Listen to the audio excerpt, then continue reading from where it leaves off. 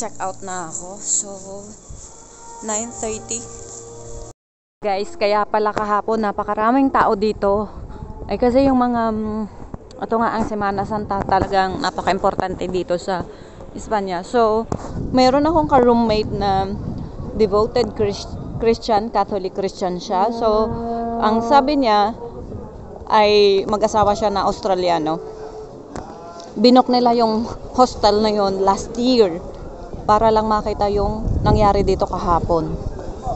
So, sabi niya yung tela na ginamit, for sure replica na yon, ginamit kay Jesus doon sa tomb, may photo siya. So, meron talagang mga tao na galing pang ibang bansa para lang ma-witness yung ganitong remembrance. So, ngayong umaga, andito sila. Hindi ko alam kung anong mayroon, pero napakaaga nila. Ito yung kahapon na nagtugtog. Ang gagaling nila actually. Yun yung music director. Ayan. Ang galing niya. Ayan, yan siya.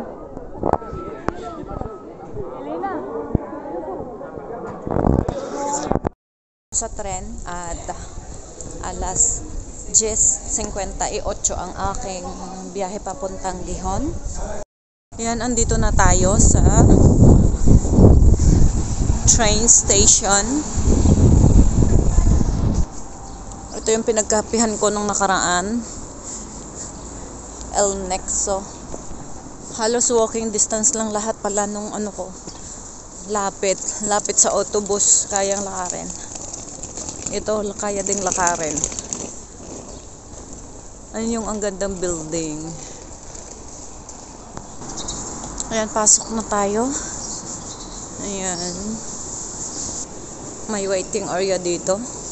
May information, bilihan ng ticket. Mayroon ditong coffee shops. Nandun na sa screen yung akin. Yun o. Platform number 1. So, doon ako sa kabila. May tienda pala, oh. Ang galing. May ano din dito, upuan. So, baka may toilet, maghanap tayo. Ayan, oh. Pwede ka ditong mag-antay. Yan. In fairness, ang ganda ng ng kanilang train station dito. Meron din ditong machine para bumili ka ng ticket. Ayan, oh. Kaso, ano siya,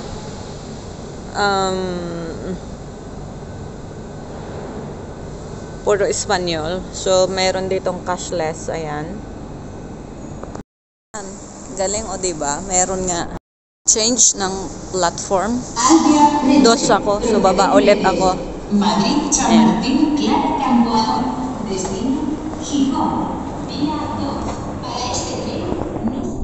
Ako waiting for my train.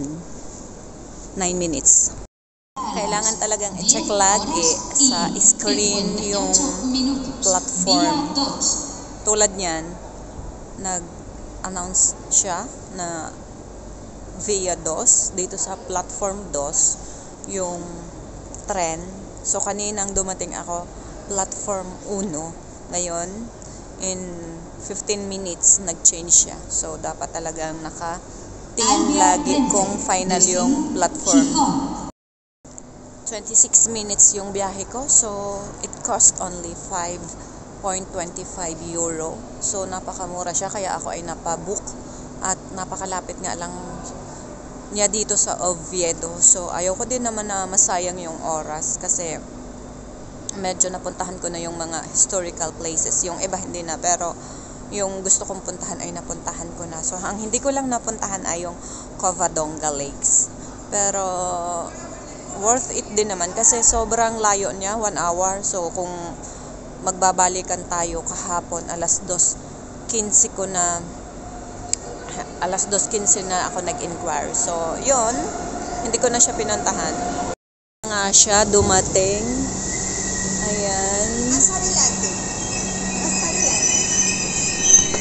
Yan, ito ako, kotse. So may mga staff na ituturo ka din kaya ang galing. Ito na, papasok na ako. Sakay na tayo. Ito na siya, may bintana. Wala ganong pasahero kaya alis na kami. 55 pa lang. So may 3 minutos pa.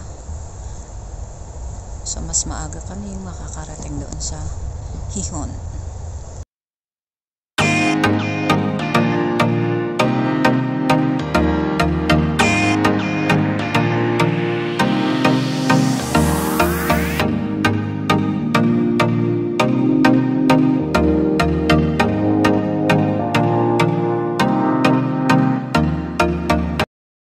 Touchdown Hihon. At ito na nga, ganito lang yung kanyang station dito, open. Hindi tulad sa iba na close, maliit lang siya. Hindi na nag-check ng ticket sa amin.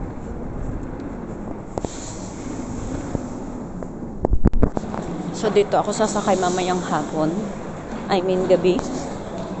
So may coffee shop dito. Then merong ticketing office.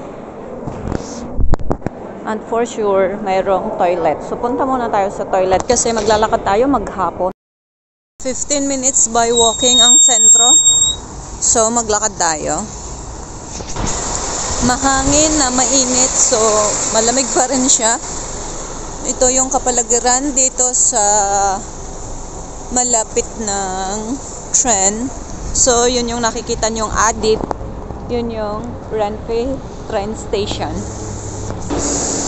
Kung makikita nyo, progressive din yung Hihon. Ayan. Madami ding mga malalaking building. Pwede tayong sumakay ng bus, pero hindi ko na kailangang sumakay. At tayo ay maglakad. Explore natin ang syudad ng Hihon.